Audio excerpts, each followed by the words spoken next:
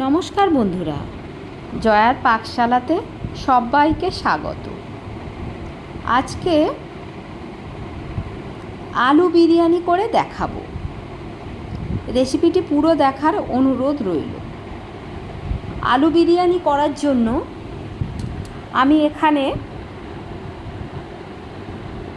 700 গ্রাম basmati rice নিচ্ছি। এটা খুব ভালো করে ধুয়ে নেব।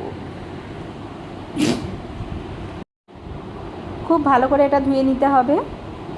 খুব বেশি চাপ দিয়ে এটা ধোয়া যাবে না, তাহলে চালগুলো ভেঙে যেতে পারে। তারপর ওটা ভিজিয়ে রেখে দিল। এদিকে একটা হাঁড়িতে তার আধ ঘন্টা পরে আমি জলটা বসিয়েছি। জলটা একটু গরম হয়ে গেছে। তার মধ্যে এলাচ, লবঙ্গ, দারচিনি দিলাম, দুটো তেজপাতা দিলাম, আর একটু বেশি পরিমাণে নুন দিয়ে দিলাম। সাদা তেল দিলাম 1 চামচ, দিয়ে চালটা দিয়ে দিলাম।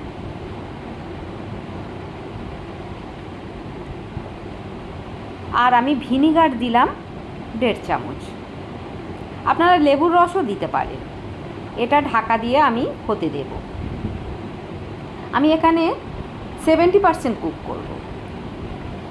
পাশে আমি কড়া বসিয়ে নিলাম। কড়াইতে পরিমাণ মতন সাদা তেল দিলাম।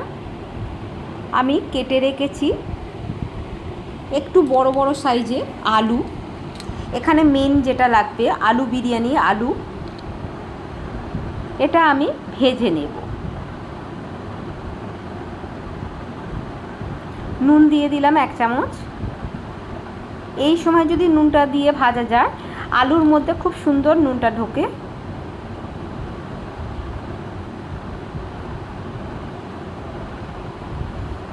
একটু ঢাকা দিয়ে দেব। এইভাবে ঢাকা দিয়ে দিয়ে যদি আমি আলুটা ভাজি, আমার এখানেই 40% আলুটা কুক হয়ে যাবে।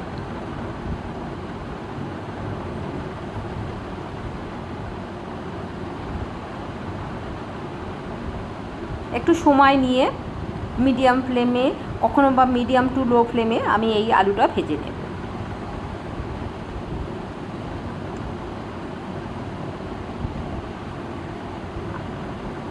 আবারও ঢাকা দিয়ে দিলাম। আমি 2 মিনিট ধরে এইভাবে ঢাকা দিয়ে দিয়ে যাচ্ছি। আলুর গায়ে হালকা লালচে কালার এসেছে। আমি আরেকটু বেশি করে ভেজে নেব।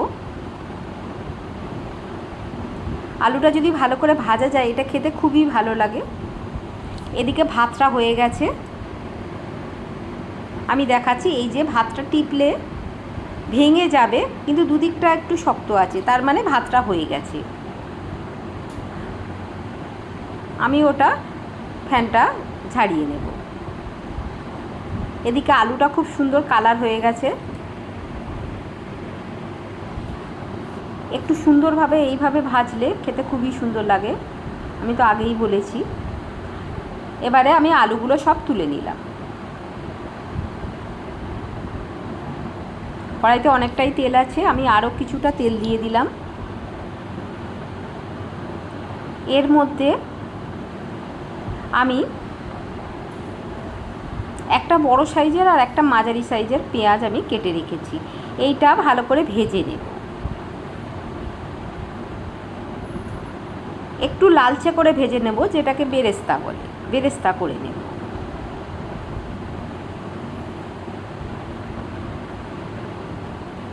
খুব সুন্দর লালচে কালার হয়ে গেছে। এটা এই তেল থেকে আমি ভালো করে ছেঁকে ছেঁকে এটা তুলে নেব। এটা একটু নরম হলে কিন্তু একটু ক্রিস্পি হবে। এখন একটু নরম নরম লাগছে। ওই কড়াইতেই একটা বড় সাইজের পেঁয়াজ দিলাম। আদা রসুন বাটা দিলাম 1 চামচ।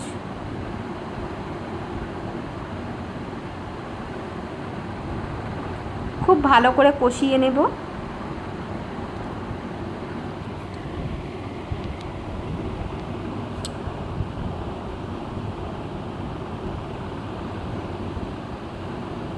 এখানে আমি কাশ্মীরি লঙ্কার গুঁড়ো 1 চামচ দিলাম, আর নর্মাল রেগুলার লঙ্কার গুঁড়োটা 1/2 চামচ দিলাম।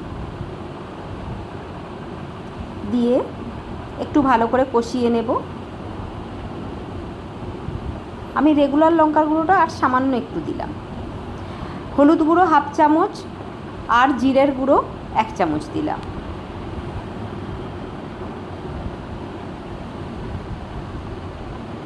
সামান্য একটু জল দিলাম মশলাটা যাতে পুড়ে না যায়। দিয়ে একটু কষিয়ে নেব যতক্ষণ না এর থেকে তেলটা ছেড়ে আসছে। এইভাবে আমি 2-3 মিনিট কষিয়ে নেব।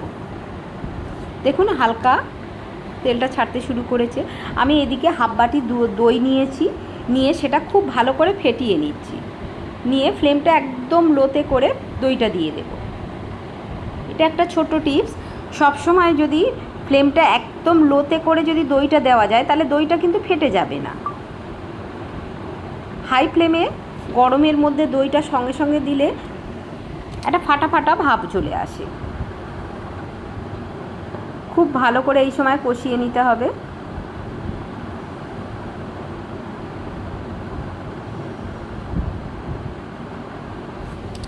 দু 3 মিনিট ধরে এটা কষিয়ে নিয়ে নিচ্ছি।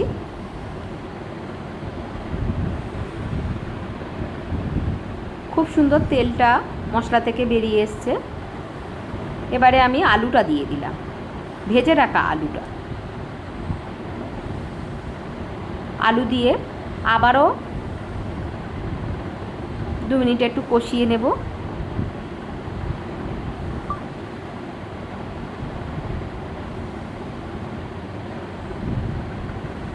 এইভাবে কষিয়ে নিলে আলুর মধ্যে খুব সুন্দর মশলাটা যায়।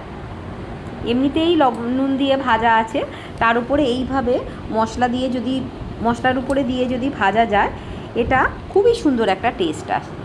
এবারে আমি জল দিয়ে দিলাম, একটু বেশি করেই জল দিলাম, কারণ আলুটা কিন্তু সিদ্ধ না।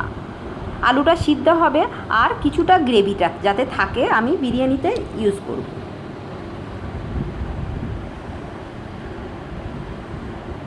জলটা দিয়ে খুব ভালো করে আমি ঘেঁটে দিলাম, দিয়ে এটা হতে দেব, ঢাকা দিয়ে হতে দেব। এদিকে আমি একটা উষুম গরম জল নিয়েছি 1/2 গ্লাস, তার মধ্যে 10 টাকার যে প্যাকেট দুধের প্যাকেট সেই দুধটা দিয়ে দিলাম, দিয়ে খুব ভালো করে ঘেঁটে নিলাম। এর মধ্যে 1 পিঞ্চ কেশর দিলাম আর সামান্য একটুখানি ফুড কালার দিলাম। ফুড কালারটা অপশনাল, খুব সুন্দর একটা বিরিয়ানি। অরিজিনাল কেউ দেখে বলবেই না যে এটা ঘরে তৈরি বা এটা চিকেন বিরিয়ানি বা মাটন বিরিয়ানি নয়, এত সুন্দর একটা কালার আসে। আমি এখানে কেওড়া জল দিলাম 1 চামচ আর গোলাপ জল 1 চামচ।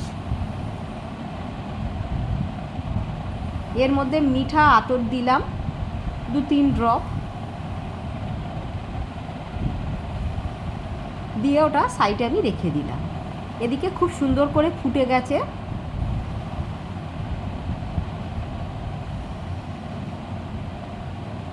আলুটা সিদ্ধ হয়ে গেছে। আমি আলুটা এই যে ঝোল থেকে আমি এইভাবে ছেঁকে ছেঁকে তুলে নেব।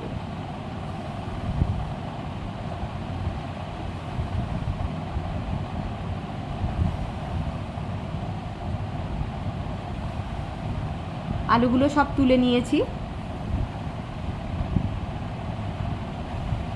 অনেকটাই ঝোল আছে, আমি আর একটু ফুটিয়ে নেব ভালো করে। এর মধ্যে নুন দিয়ে দিলাম 1/2 চামচ,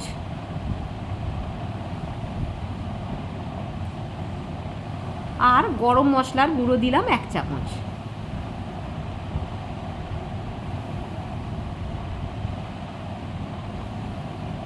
আমি এর মধ্যে বিরিয়ানি মশলাও 1 চামচ দিয়েছি, যেটা স্কিপ করে গেছি, সরি।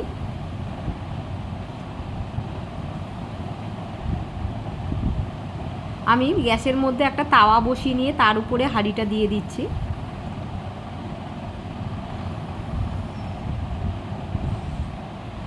এবারে ওই যে ঝোলটা আছে, যে গ্রেভিটা আলুর যে দমটা করেছি সেই যে গ্রেভিটা, সেই গ্রেভিটা তলাতে এইভাবে চারিদিকে ছড়িয়ে ছড়িয়ে দিয়ে দিতে হবে। এর উপরে ভাতের লেয়ার দিয়ে দিচ্ছি।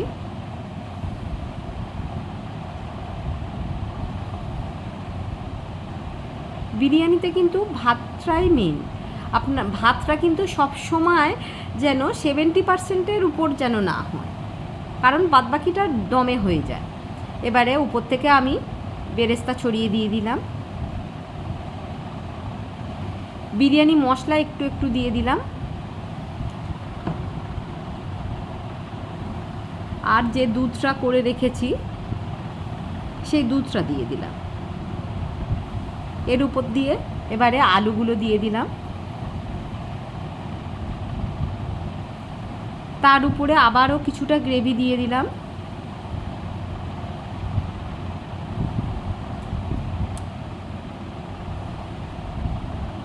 আবারও উপর থেকে ভাত দিয়ে দিলাম।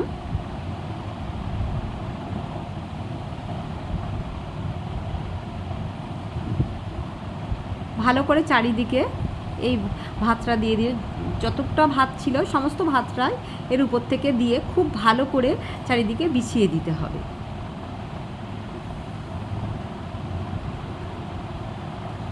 তার উপর থেকে অল্প কিছুটা গ্রেভি ছিল সেটা দিয়ে দিলাম, আর বাদবাকি সমস্ত দুধটা দিয়ে দিলাম। বিরিয়ানি মশলা অল্প করে দিয়ে দিলাম, আর বাদবাকি যে বেরেস্তাটা ছিল সেটা সবটা দিয়ে দিলাম।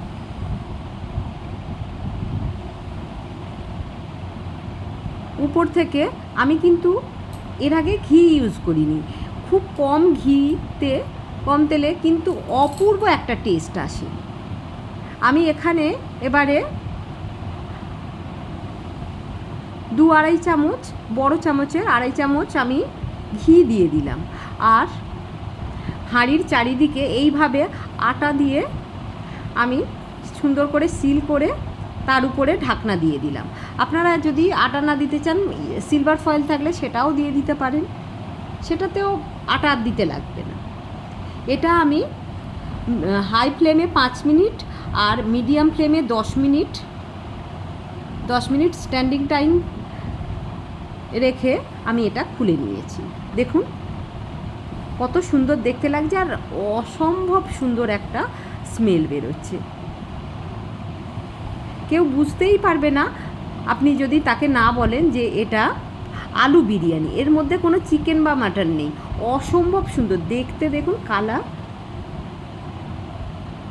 দেখতে যতটা সুন্দর খেতে তার থেকেও অনেক গুণ সুন্দর। আমি একটা প্লেটের মধ্যে সার্ভ করে নিচ্ছি।